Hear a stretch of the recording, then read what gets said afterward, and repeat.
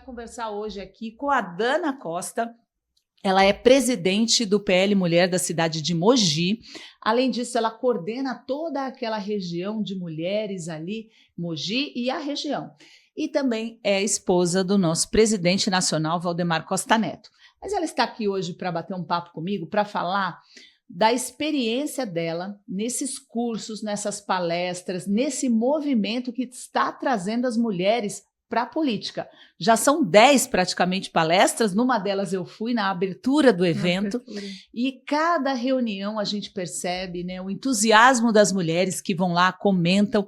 Então, Dana, fala para a gente por que você teve essa ideia de querer participar também, porque você, né, conhece o PL já há muitas décadas, mas de uns tempos para cá você tem se motivado a participar mais e trazer as mulheres para a política. Como é que surgiu essa vontade para você? Eu vi você trabalhando, eu vi a Michele Bolsonaro trabalhando, a nossa presidente, você aqui no estado, e são pessoas que me inspiraram. E aí eu olhei para tudo aquilo e falei, eu posso fazer a diferença também na minha região de alguma forma, e eu não sabia de que forma seria. E aí eu tomei posse, né? Você me deu posse como presidente do PL Mulher de Mogi das Cruzes, e a gente começou a se reunir com outras presidentes da região, porque as cidades são pequenas, porque não tem muita estrutura. Então, um grupo estaria mais fortalecido. E aí, com a sua autorização, a gente se reuniu naquele grupo e resolveu fazer um curso que foi chamado de ciclo de palestras. Então, para que a gente queria fazer isso? Para poder capacitar as mulheres, especialmente, que estão aí no nosso fronte e que precisam saber defender as nossas pautas, porque não adianta só defender com o coração, porque gostam do Bolsonaro, porque gostam de Rosana Vale, porque gostam de Valdemar. As pessoas precisam entender qual é a origem da direita, da esquerda, por que elas estão defendendo essas pautas, por que é tão caro para elas falarem de liberdade de expressão, falar de família, falar de pátria. Então, a gente foi buscar tudo isso e falar um pouquinho de história geral, história do Brasil, português, comunicação, empreendedorismo, finanças, porque a mulher que vai ser candidata, ela precisa primeiro saber gerir aquilo que ela cuida, que é a casa dela, porque a mulher é o pilar da família. Então, se ela souber fazer a gestão adequada das finanças da casa, ela vai ter com muito mais propriedade saber gerir as finanças da campanha dela. Como você organizou esses temas, Dana? As mulheres trouxeram para você as necessidades ou você foi vendo as realidades nas cidades e agregando e fazendo esse incentivo com um tema que era comum para elas, o que elas gostariam de entender melhor? Na verdade, a gente se reuniu em 15 cidades, somos 15 presidentes, e eu pedi para que elas me dessem ali alguma sugestão de pautas, né? Porque a ideia era fazer o ciclo, e foi feito isso, não sob minha liderança, eu sou mais uma presidente, então somos um grupo de presidentes, né, que estamos diretamente... hierarquicamente, diretamente na estrutura do partido, subordinadas à presidente estadual, né, deputada Rosana Vale, e a ideia então era o quê? Cada uma dá uma ideia. Acabou que a gente tinha tantos temas para selecionar, mas a base de tudo era: primeiro vamos falar de português, e a gente dava uma outra roupagem, mas vamos falar de português porque muitas pessoas são muito humildes, elas não sabem se expressar direito. Então, se elas tiverem um pouquinho de base de português, elas vão ter mais segurança em falar. Vamos falar um pouquinho de história do Brasil, de história geral, para que a gente possa falar de política, para elas poderem saber como é que nós chegamos até aqui. Então, a ideia era ir lá na base, suprir aquela falta de escolaridade daquelas pessoas, para que no futuro, no próximo ano talvez, a gente possa falar de forma mais fundamentada de política, de campanha, de eleição. Qual é o retorno que você tem tido dessas mulheres, assim, a assiduidade dela nas palestras, uma vai falando para a outra, tem aumentado esse movimento através desse ciclo? Eu vejo bastante muita gente falar a respeito dele. Nós tivemos muitas dificuldades, porque é muito difícil você conseguir tirar uma pessoa da casa dela num sábado de manhã, ou ensolarado, ou com muita chuva para a pessoa poder dormir, para ela poder falar de alguma coisa que não vai trazer um resultado imediato.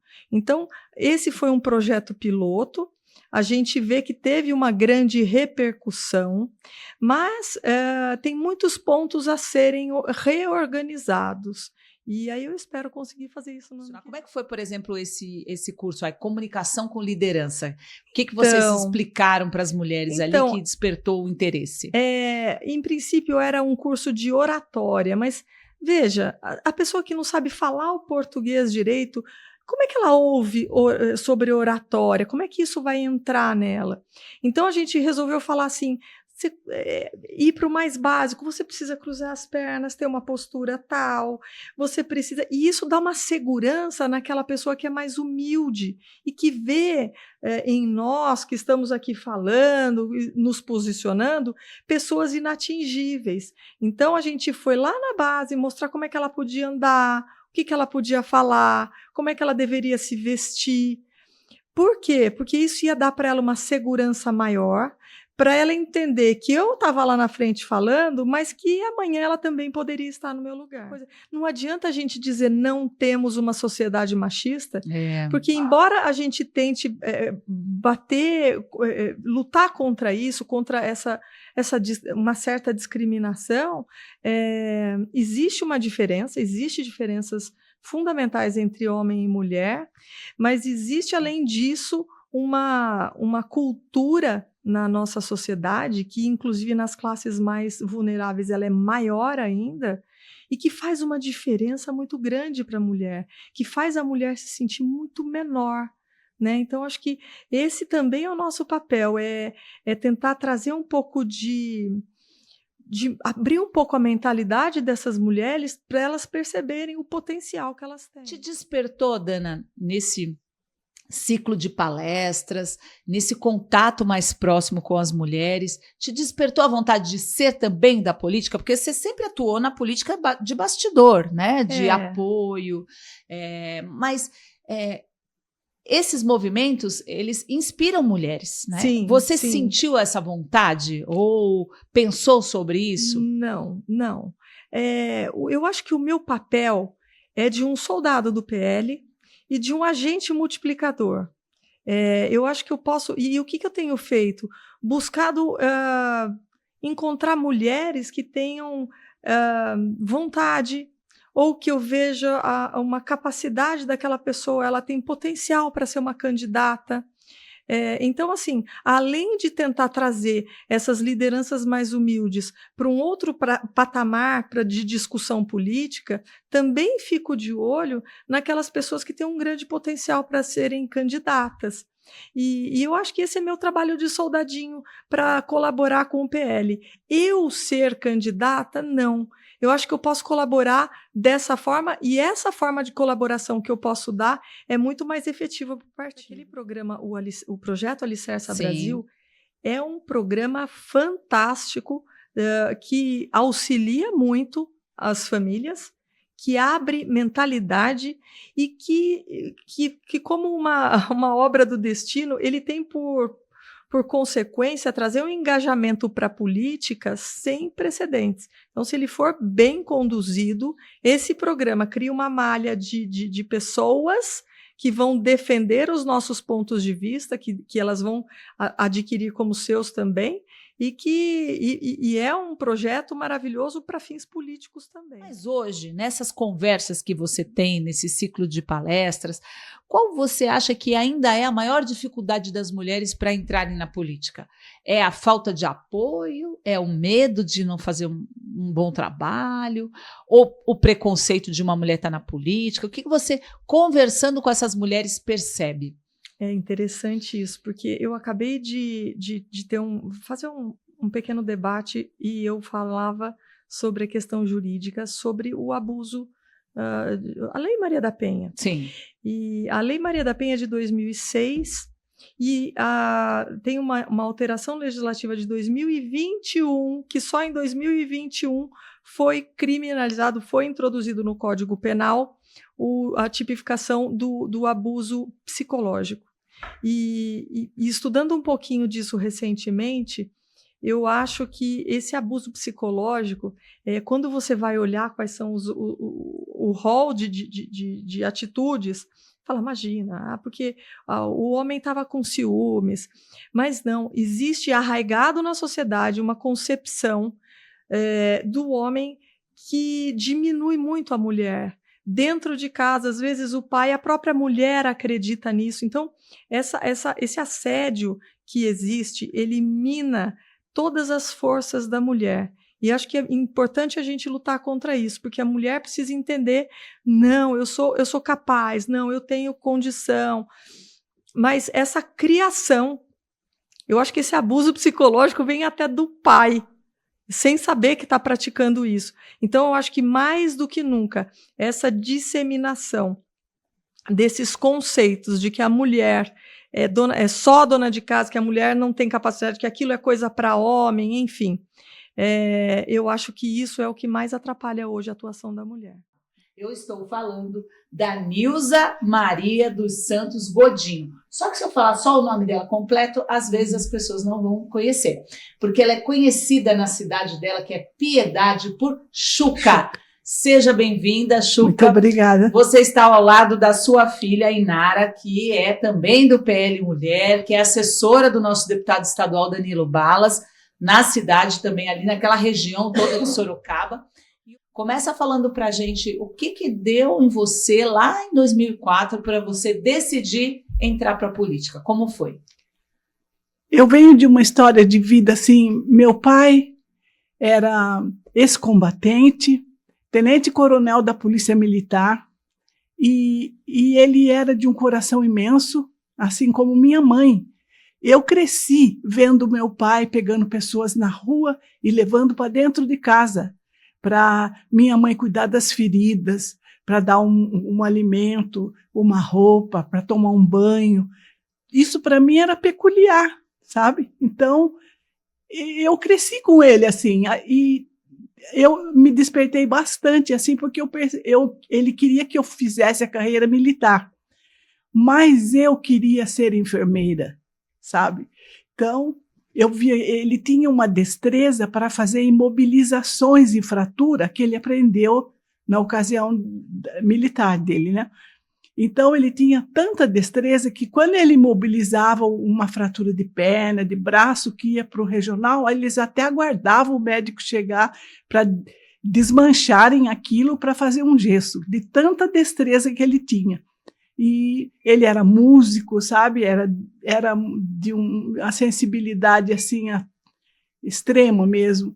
E eu, acompanhando ele, eu segui o caminho. Fiz enfermagem e, posteriormente, eu fiquei em São Paulo, morando com meus tios, e fiz especialização em saúde pública. Foi o que me abriu as portas na década de 80 para cuidar dos soropositivos.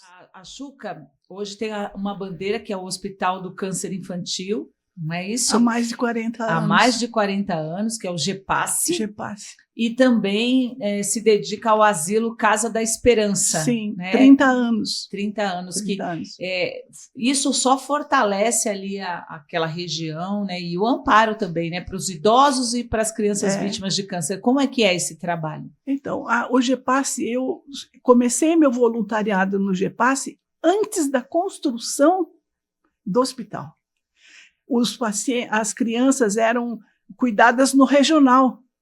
E quando elas estavam em estágio final, tinham muitas de Piedade, de Itapiraí, onde eu fui secretária da saúde 5 anos, mas isso eu já fazia antes de ser secretária de Itapiraí. E foi bem no início do GEPASSE mesmo que eu comecei. E eu cuidava no estágio final, Rosana, sabe? Um apoio ali, ficava junto com a família, as pessoas me levavam, às vezes eu não tinha condução para ir, meus irmãos me ajudavam, meus filhos, e era muito triste para mim, porque cuidar de criança em estágio final é muito doloroso. Mas eu fui, agora não precisam assim de mim, mas eu continuo lá. Hoje mesmo a gente tem medicação para mandar para eles e Eu nunca deixei de dar uma atenção para o hospital há mais de 40. Então, minha querida, entre tantos mandatos, né, o que você lembra assim, de um momento que ficou marcado na sua história como vereadora? Você tem uma história para contar para a gente de alguma curiosidade nesses 6 mandatos que você tem em Piedade? Olha, Rosana, eu não me considero assim expert na política, não. Eu falo até para eles, eu sou a pior vereadora. É nada. Eu sou porque... Então a população não acha, né, Xuca? Porque senão você só teria um mandato.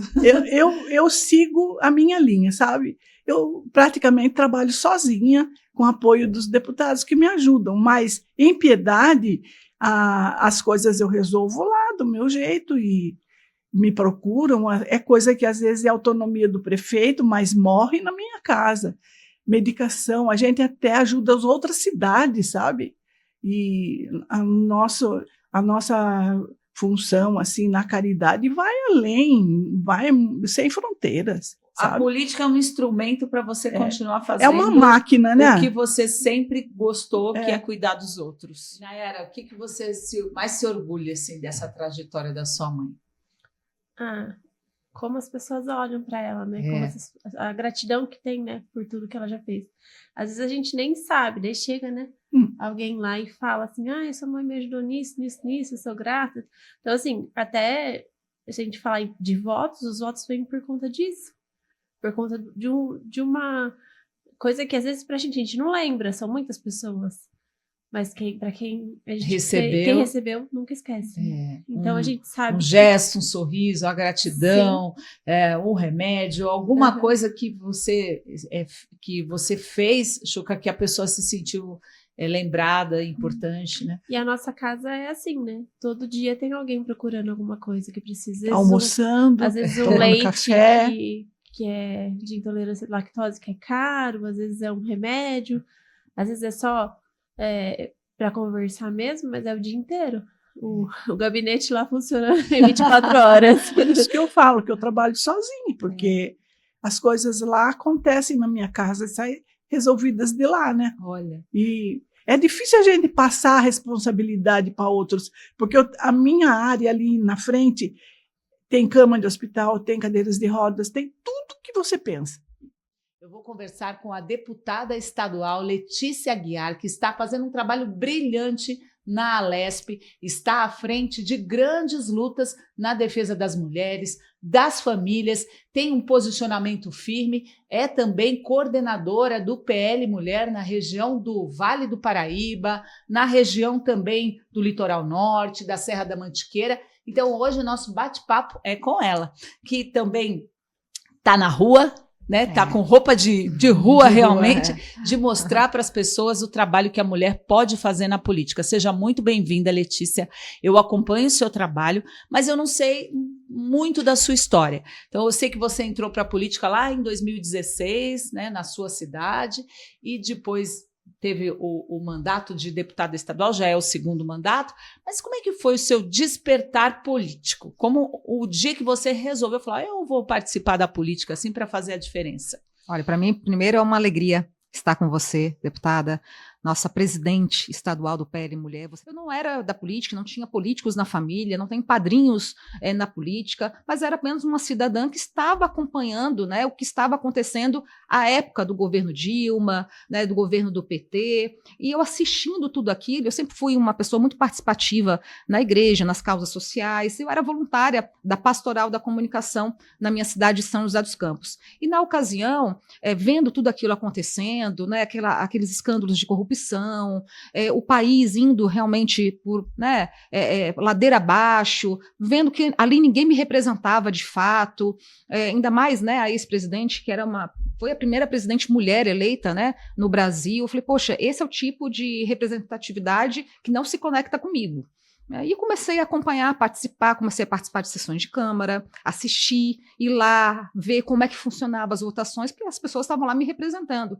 E ali eu comecei a entender esses meandros e entendi que eu precisava participar da política. À época, o Sena, que hoje é vereador em São José dos Campos pelo PL, né, também faz uma liderança importante lá, ele me convidou, falou, Letícia, você precisa participar da política. Aí a gente vê a importância também dos homens estimularem as lideranças femininas, né, impulsionar essas lideranças femininas a participar da política, porque a política realmente, na mão de mulheres, ela tem esse poder de transformação, porque a gente tem uma visão, um olhar diferente, não é melhor nem pior, é diferente, né? E que a gente possa agregar essas diferenças para servir bem a população. Quais são as bandeiras que você mais defende nesse teu mandato? Olha, eu entendo que um bom político, um bom representante, ele tem que ser um conjunto de características.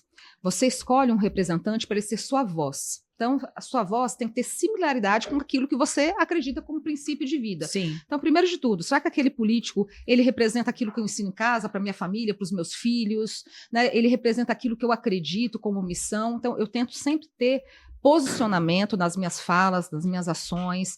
Nós ecoamos a voz de tantas e tantas pessoas, né? E eu utilizo a minha voz para isso, mas também eu me preocupo muito com a eficiência do meu mandato, porque não adianta apenas ter posicionamento, opinião, expressar isso muito bem firme, que acho que é uma característica nossa, de nós mulheres, mas nós também temos que ter a eficiência no mandato. Então, tem alguns pilares que eu trabalho na minha atuação parlamentar, que são os valores cristãos, a defesa da vida, a vida desde a concepção, né, contra o aborto, contra a pedofilia, sexualização, erotização de crianças. Na verdade, foi isso que me moveu a estar na política, porque na época nós estávamos tendo um grande destrabalho do governo do PT em implementar a ideologia de gênero nas escolas, no ensino estadual, ensino federal, ensino municipal, e vendo tudo aquilo, eu falei, poxa, a gente precisa impedir esse crescimento dessa agenda progressista, né, que invade o poder da família. Então eu comecei a me posicionar e foi isso que me moveu para estar na política. Então levo isso para dentro do meu mandato de maneira muito séria. O que você acha que é o nosso diferencial e que faz essa separação? Olha, nós somos mulheres na política, mas nós temos valores diferentes e acreditamos que as nossas capacidades, o nosso potencial, ele pode ser aproveitado na política do jeito que a gente é, sem nos moldar ao estereótipo que lá atrás a gente aprendeu do que é uma mulher na política. A gente sempre viu representantes femininas falando muito de feminismo, né, com pautas progressistas, e de fato eu tinha essa mesma sensação que você, Rosana, que a gente não estava se sentindo representada, né? Acho que pela maneira como eu fui criada, a família que eu tive, que eu tenho, sempre me orientando com princípios muito bem alicerçados, os princípios nos valores cristãos, né? E a gente vê que pautas, né, feministas são contra, né, esses valores, vão em atrito com esses valores. Então aquilo me incomodava. E hoje acho que como mandatária, como deputada, né, posicionada como uma deputada de direita, claramente, né, de direita, eu entendo que a gente tem esses diferenciais que nós levamos à questão dos princípios, nós respeitamos muito a base familiar, que é realmente o principal elo da sociedade, é a família, uma família bem constituída, uma família segura, é uma sociedade realmente que vai ter um retorno diferente. Então, por isso que é tão importante a gente, inclusive, impedir projetos que possam atacar a questão familiar, a questão da mulher, da importância da mulher, das crianças. Mas também, eu acho que as mandatárias, né, as deputadas, as vereadoras, os prefeitos que são de direita, elas mostram muita competência no que fazem. Elas não vivem só de narrativa, tem muito trabalho desenvolvido, né? E eu sempre tive essa preocupação realmente, porque isso, inclusive, eu falo em palestras, em conversas, em discursos que eu falo com as pessoas. Nós sabemos que o poder público, o ambiente político, a estrutura política no Brasil, ela custa caro para o brasileiro, né? E, de fato, custa caro. Uma casa legislativa custa caro. Então, minimamente, o que a gente espera de um representante político é que ele devolva para a sociedade trabalho, eficiência no que faz. Então, eu me esforço muito para ser uma deputada, uma parlamentar atuante, trabalhadora, entendendo as vulnerabilidades de cada cidade, entendendo de que maneira eu posso chegar com mais eficiência em cidades pequenas, médias ou grandes. Então, devolver para a população aquilo que ela espera de um representante político. Com opinião, com posicionamento, com princípios que são inegociáveis, mas com trabalho desenvolvido e entregue para as pessoas. Eu estou falando da nossa vereadora Andréia Maria da Silva, vereadora da cidade de Parapuã, que está no primeiro mandato, né, Andréia? Isso. E está cheia de entusiasmo, participa com a gente de palestras, de reuniões. Aliás, aqui nos bastidores, antes da gente começar o podcast, ela disse que começou a despertar o interesse em se candidatar lá em 2023, quando eu tomei posse, né, pela presidente nacional do PL Mulher, Michele Bolsonaro, quando eu me tornei a presidente estadual do PL Mulher, aqui em São Paulo. Eu quero que você comece contando sua história. Quem é a Andréia, vereadora da cidade de Parapuã? Rosana, muito obrigada pelo convite, né? Amei o convite, gostei muito de poder participar. A minha história, assim, de infância eu comecei, né? Eu sou a 11ª filha de um casal, nós somos em 12 irmãos, e inclusive esse final de semana a gente pôde festejar o aniversário de 90 anos da minha mãe, né? E eu nasci no sítio, né? Vim ao mundo pelas mãos da minha avó materna, e minha história foi de morar na zona rural com minha família, né? Eu sou uma das mais novas da família, e quando eu tinha em torno de uns 2 anos e pouco, eu tive um problema de saúde muito grave, e assim, meu pai chega em casa depois da notícia, né, do médico, falando assim que seria um milagre, né, se sobrevivesse, né, porque era muito grave, naquela época era muito difícil, e acho que eu tive a oportunidade de renascer, né. Então, eu nasci pelas mãos da minha avó, mas depois eu renasci. Eu acho que isso veio, né, assim, muito forte no meu chamado no decorrer da minha vida. Fiz, né, eu trabalhei na área da agricultura com os meus pais, né, a vida toda.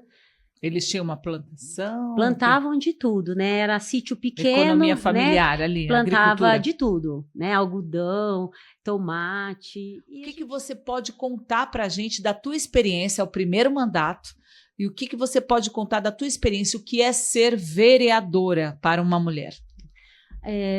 Para mim foi assim, primeiro a maior assim dificuldade de compreender tudo, né? Mas não é impossível, né? E é vivenciando um dia após o outro que você vai melhorando, né, a sua capacidade. Eu falo assim que representar na política, para mim, é a melhor forma de caridade.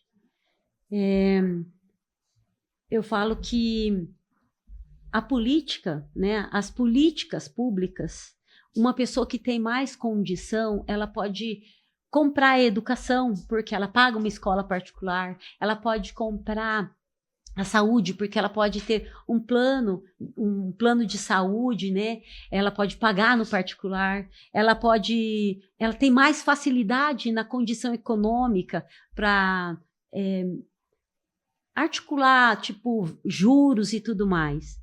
A política feita de maneira limpa, a política feita de investimento em todas essas esferas de saúde pública, de saúde de educação, né? Então, aí ela vai privilegiar a nossa população que não tem essa condição.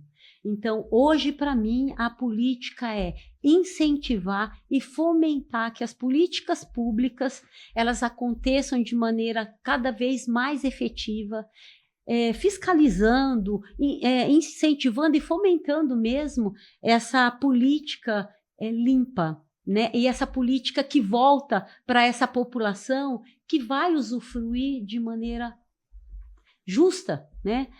Com o dinheiro que todos pagam para poder devolver de fato para elas. As pessoas afastaram a fé e a religião da política, Sim. né? Quem não se mistura, não podemos discutir, e a gente vê um movimento contrário hoje, né? Os líderes religiosos se posicionando nos seus valores, defendendo os valores e falando que a política faz parte também do exercício da caridade. Porque quando você faz uma transformação, uma política pública, seja no esporte, na saúde, você está praticando a caridade. Você tá, alguns católicos dizem que a política é a forma mais eficaz de uma caridade, de você implementar a caridade. Então, como que você lida com essa situação? Porque você também faz parte do movimento católico carismático, né, Andréia? Você consegue conciliar ou ainda na religião há muito preconceito com relação à política? Qual é o teu testemunho sobre isso? Na realidade, né, foi como você disse, muitas pessoas acham que não pode misturar. E vem até de uma fala do Papa Francisco, que ele falou mesmo, olha, a melhor forma de caridade, né, uma das melhores formas de caridade é a política. E todo cristão, ele tem que estar aberto para estar na política. A ação do cristão na política, ela vai ser essa ação de caridade, porque ali ele vai conseguir mudar, fazer com que pessoas boas entrem para a política. Então, é importante que o cristão, né, entre na política, se intere pela política, seja nos bastidores, seja como vereador, Sim. como mandatário, enfim. Você entende dessa forma? Com certeza. A política e a religião, ela me inspirou a estar defendendo e estar assim, buscando políticas públicas diferentes. E o que você acha hoje desse movimento do PL Mulher, que tem aí como objetivo claro fazer com que as mulheres entrem para a política, com que elas compreendam o valor que elas têm, com que elas se sintam seguras, né? Você participou do encontro que nós tivemos em Brasília? Participei. O que você achou daquele encontro? Transformador, né? A gente sai de lá com uma outra visão da importância da mulher na política, né? Que tanto é que minha campanha eu fiz utilizando aquela camiseta do PL que tem a frase atrás, mulher que faz acontecer. Né? Então, acho que a gente tem capacidade, a gente tem potencial para fazer acontecer em qualquer lugar. Né? E a gente não precisa ter medo, né? A gente tem que encarar, porque capacidade a gente tem, isso eu tenho certeza. Todas.